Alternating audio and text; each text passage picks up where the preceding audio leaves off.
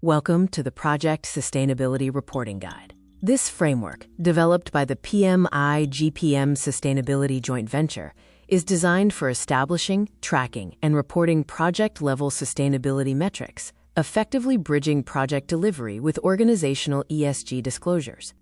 The core challenge is that while organizations report ESG commitments at the corporate level, the activities creating impacts happen in projects. This guide addresses the missing link. Importantly, it emphasizes that better does not equal sustainable by measuring performance against normative thresholds, not just past baselines. Our sustainability ecosystem ensures projects where strategy is lived out are included in ESG disclosures. It involves a three-part linkage practice: strategy, delivery, and reporting. The Sustainability Management Plan, or SMP, and P5 Impact Analysis, or P5IA, are the final pieces of the puzzle, strengthening and completing sustainability reporting. The Who's Who in sustainability reporting highlights different frameworks. GRI focuses on how projects affect the world. SASB and ISSB address financial performance. TCFD and IFRS-S2 cover climate risks and opportunities. SDGs focus on contributions to global goals, and Kunming Montreal addresses biodiversity loss. Part 1 introduces why projects matter. Whether building a data center or deploying a smart grid, projects are where sustainability impacts actually occur. This guide offers a framework to connect project-level data to major organizational sustainability reporting standards. Professionals, including project managers, ESG reporters, and executives, should use this guide. The key distinction is that incremental thinking simply reports improvements, like reducing carbon emissions by 25%. Context-based thinking measures performance against a science-based fair allocation. The guide allows organizations to start with incremental reporting while being honest about the gap they must bridge toward true sustainability. Part 2 covers the principles and core concepts. Dual materiality considers impacts of the project on the world and the impacts on the project. P5 serves as the input framework, focusing on product, process, people, planet, and prosperity. The Sustainability Management Plan is the central living document. The materiality test prioritizes impacts, ensuring alignment with global frameworks like GRI and ISSB.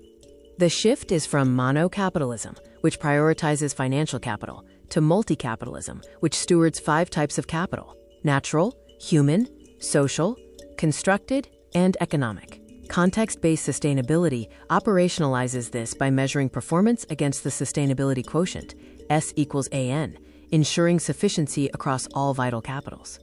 The sustainability quotient, S equals A over N, measures sustainability performance against a normative threshold. For natural capitals, S less than or equal to 1.0 is sustainable. For human, social, economic, and constructed capitals, S greater than or equal to 1.0 is meeting obligations. Context-based dual materiality adds thresholds to the traditional outward and inward views. The Sustainability Maturity Framework outlines 3 levels. Level 1 is incremental, focusing on baseline comparisons. Level 2 is context-based, calculating the sustainability quotient against science-based targets. Level 3 is regenerative, where capitals are actively restored and targets are achieved. All projects must publicly declare their maturity level. Part 3 introduces the Project Lifecycle Framework. The Sustainability Management Plan, or SMP, evolves throughout the project lifecycle. This framework includes pre-project screening, discovery and materiality analysis, design, delivery and monitoring, and a closure verification checklist. This structure aligns with GRI reporting standards. Part 4, Bridging P5 to Materiality, highlights that the P5 framework captures all potential impacts, which are recorded in the Impact Register. The integration workflow then applies the materiality test, threshold research, sustainability quotient, and target setting. This integrated approach avoids separate systems for projects and reporting. Sector modules provide tailored guidance while maintaining the core structure. Modules include IT and digital, construction and infrastructure, energy projects, and mining and extractives. These offer specific guidance for high materiality impacts like embodied carbon, water stewardship, and biodiversity loss. Part 6 addresses cross-cutting topics that apply to every project, like climate and energy and water and waste. It also covers biodiversity and ecosystems, and human capital and governance. Level 3 projects also face the question of sufficiency and degrowth, challenging the assumption of infinite growth on a finite planet. The core insights emphasize that better is not sustainable, and all capitals matter. Honesty enables progress, and projects are leverage points for organizational commitments. This calls for stewardship from project professionals, who are the stewards of transformation. The implementation roadmap is divided into 4 phases. Phase 1, awareness, includes training and Level 1 implementation. Phase 2, capacity building, pilots Level 2 context-based assessment. Phase 3, scaling, implements Level 2 for major projects with public reporting. Phase 4, transformation, involves piloting Level 3 regenerative projects and systemic advocacy for context-based norms. The annexes and key resources include alignment with PMBOK 8 and a glossary of terms.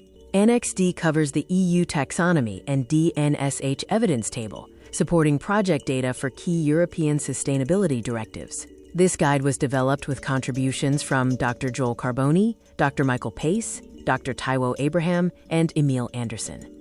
The paradigm shift moves beyond less bad to absolute sustainability, measured against scientific carrying capacities. This is the shift to context-based projects, where performance is evaluated against the planet's limits, not just incremental improvement. Projects are where change happens, yet they are often missing from ESG reports. While corporate strategy sets commitments, the project-level impacts on health, energy, and community are rarely structured to flow into formal disclosures. This creates a connective insight gap. The incremental illusion illustrates the false comfort of incremental improvement. Reducing carbon emissions by 30% may still exceed the fair allocation threshold. Context-based thinking reveals this gap, prompting projects to close it and achieve true sustainability. This framework moves from monocapitalism, which focuses solely on economic capital, to multi-capitalism.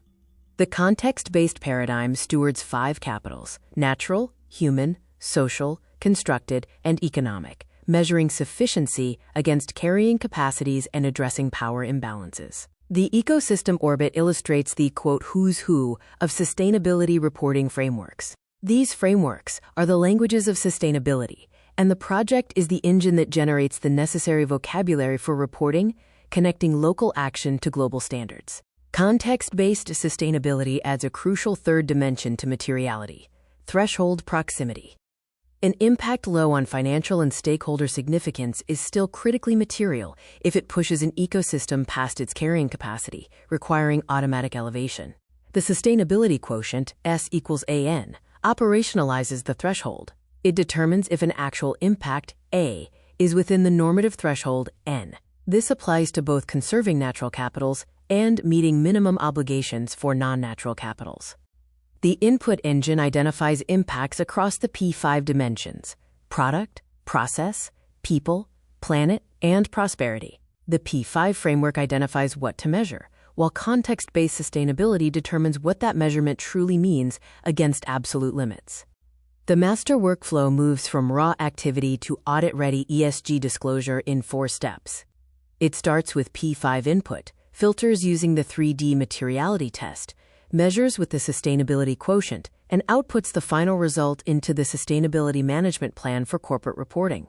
The Sustainability Management Plan, or SMP, is a living document that grows with the project. It includes key deliverables for each phase, such as the impact register during discovery, targets during design, and the benefits tracker for post-project outcomes. The Maturity Ascension charts a path to regeneration through 3 levels. Level 1 is incremental. Level 2 is context-based, achieving threshold alignment. Level 3 is regenerative, focusing on active restoration and achieving absolute sustainability. Level 1 involves acknowledging incrementalism while building capacity. The honest declaration is crucial, admitting that performance hasn't been assessed against absolute carrying capacity. This level sets the transition pathway to context-based metrics. Levels 2 and 3 focus on achieving absolute sustainability and systemic regeneration. Level 2 targets being within the threshold, while Level 3 achieves zero net withdrawal and focuses on multi-capital ROI and stakeholder co-governance, demonstrating active restoration. True ESG disclosure begins in the project lifecycle, grounding performance in science, not aspiration. By using the P5 framework, materiality cube, and sustainability quotient, every project can be a catalyst for regenerative transformation.